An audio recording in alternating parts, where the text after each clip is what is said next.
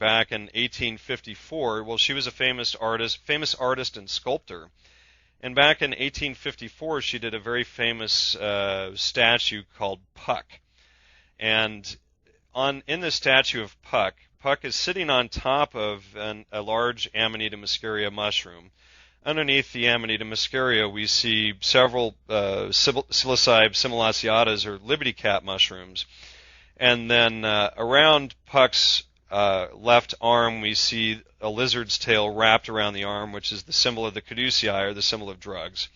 And then on top of Puck's head, we have the symbol of the shell, which we talked about in astrotheology and shamanism, is a symbol of enlightenment. And there's another plant depicted there that could be mandrake or something as well.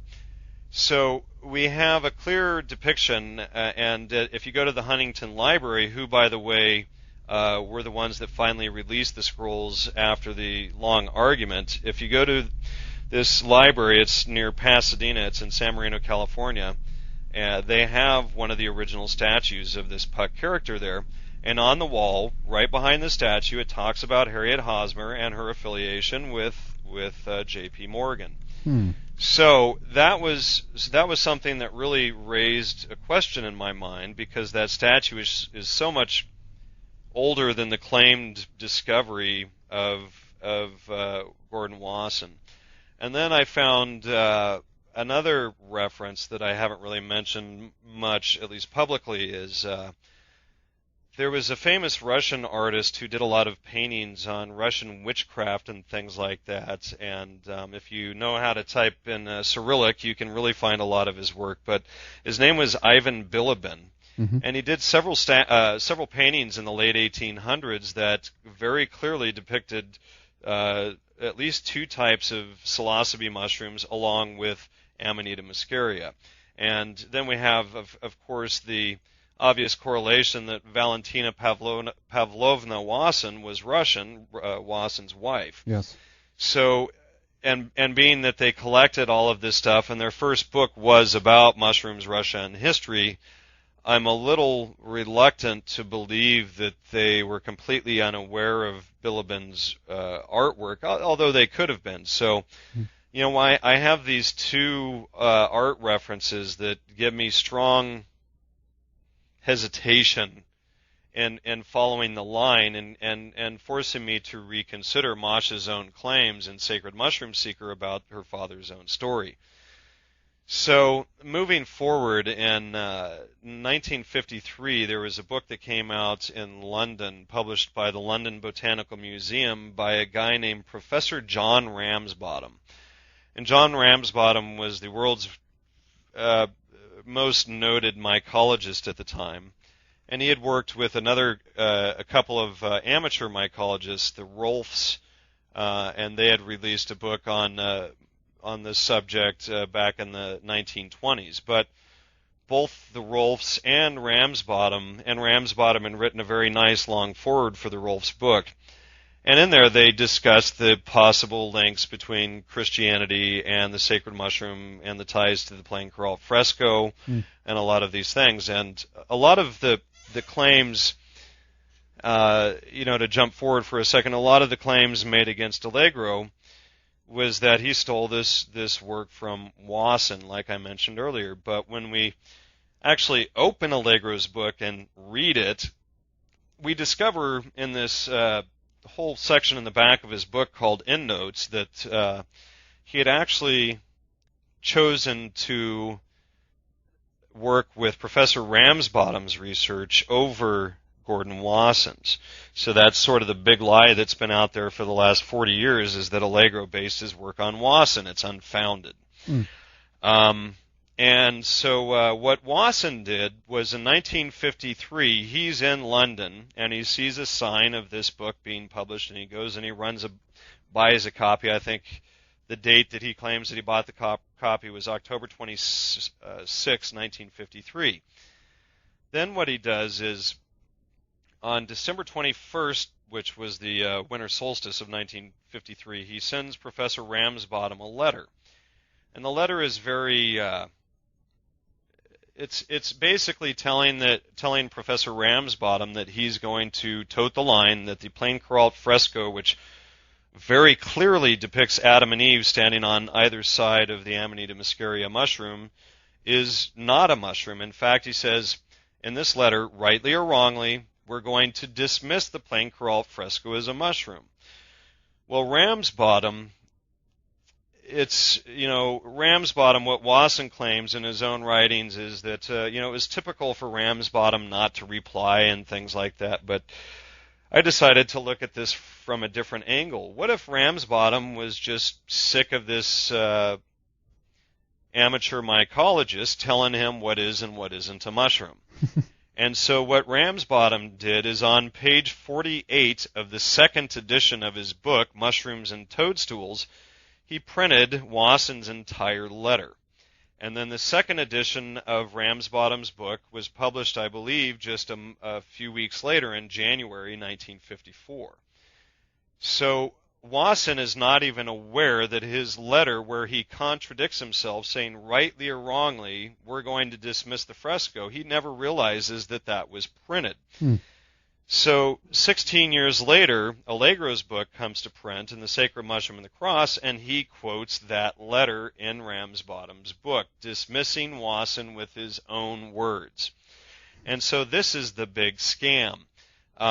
Wasson, on September 14th of 1970, launched a public attack in the Times Literary Supplement against John Allegro, and Wasson initiated the attacks. So I want to be clear on that. A lot of people have argued that Wasson was trying to avoid getting involved in the whole thing. It is very clear from Wasson's own writings that he initiated most of the attacks against Allegro's work, and this is all revealed in my new book. This is a real detective story. This is really interesting because what the image that you're presenting here and the way I interpret it is that he was Gordon Wasson was a charlatan or potentially even kind of a straw man to take over the work, if you will, of what Allegro did then. And do you think that he was trying to subvert the topic, the issue, or try to make people to focus on it in a different way? What do you think the agenda was, if he had any? I think he definitely had an agenda. I think the agenda was several-fold, and I mentioned his ties to the Vatican, and he may have been taking orders from the Vatican. That is a strong possibility. But even more interestingly, we find a couple of different things in Wasson's letters, and his books. But one thing that Wasson had done around Judeo-Christianity was he created a very safe position that he published in Soma, The Divine Mushroom of Immortality. And you can see him create the argument in the 1950s, and then he sticks to it all the way until his death. Whether it's in his private letters or his books, he holds to that position until his death. And that position is that, which is a false date to begin with, is that mushrooms in Judeo-Christianity were limited to 1000 BCE and the book of Genesis. Well, the problem with that is the book of Genesis is argued by most academics to have been written in about 586. So Wasson is off by at least 414 years on that. And so what it does is it creates a very safe position for him and for Christianity, for him to be able to go around and look at Arab cultures, look at this culture, look at that culture, and find all of these similar correlations, but he sets up a safety net around Judeo-Christianity that if anyone enters into, they automatically get attacked and they're automatically refuted as absurd because Wasson has created this 1000 BCE theory. Yes. And so Allegro sees Wasson's letter and reads Robert Graves' books and finds the discussion on, finds the letter of Wasson saying rightly or wrongly, then finds Robert Graves' work as well. And in Robert Graves' book, and a lot of people don't know this, they say, well, it's an absurd theory to suggest that mushrooms could grow in the Middle East and in Jerusalem. Like some of these guys will show a picture of a sand dune and then, expect you to believe that, that's the end of the argument, because the entire Middle East is just sand dunes. Never mind the ski resorts and the cities and the mountains. And and the deserts and the valleys and the lakes and everything else that they have in the Middle East. Sure. And so Robert Graves in 1958 reported seeing amanitas growing in Jerusalem. And so that's very little talked about. But we do have this evidence of these things there. So Allegro saw Graves and he saw Ram's Bottom, and that's what he based the work on. And he saw Wasson's waffling position in his letters and his coveted 1000 BCE position that he put forth in Soma, the Divine Mushroom of Immortality. And he quotes Wasson dismissingly a few times, and that's it, because that's not where his work was focused. So that's part of the big lie that's been perpetuated into society about Wasson and Allegro for the last almost 40 years. And then we have another interesting factor, and something that I discovered in researching the publication of Wasson's books and everything, is that it appears that from the publication of Mushrooms, Russia, and History, from a mere 412 copies of this book, because you have to remember he printed 512 copies and gave 100 copies away to his friends. Simple math, that leaves 412 copies for him to sell. Well, what we figured out was that he made a minimum of $57,000 or $58,000 in 1957 money, which in U.S. dollars today, that's equivalent to $378,000 on the low end of what he made off of that book. And he goes around and he accuses Allegro of profiteering off of the sacred mushroom and the cross, and there's this big hoopla, and he accuses Allegro of publishing an article in the so-called News of the World, which is a newspaper that Allegro never published in. Allegro's four-part series, it was actually published in a newspaper called the Sunday Mirror. And then what Wasson did was he created this false newspaper with false headlines, and said that Allegro, it's like there's a really bad newspaper here in the United States called the Inquirer.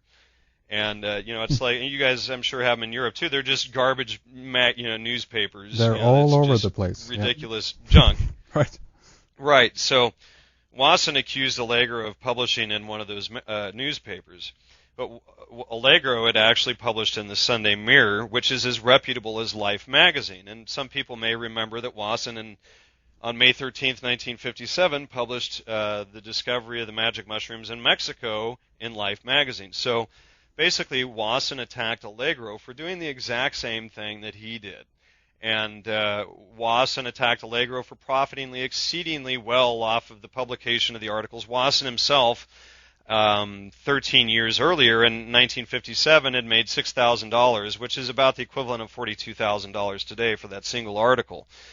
So Wasson, another interesting thing that we found was that Wasson was actually sending what he believed was Allegro's private financial information to a company called Helix Investments Limited in February 1970, before Allegro's book was even published, before Allegro's newspaper article even went to print.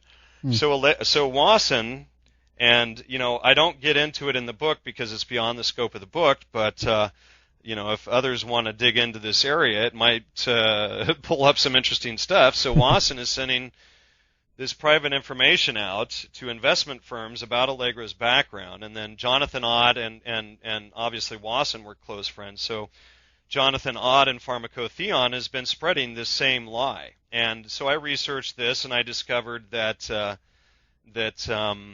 entire thing was baseless. In fact, I've been working with John Allegro's daughter for 4 years next month, and so we had her go through the Allegro archives and through all of his letters and mail, and I mean, he saved everything. And there's just no sign of this so-called 30,000 pound payment, which would, back in 1970 money would be, like several $100,000 today.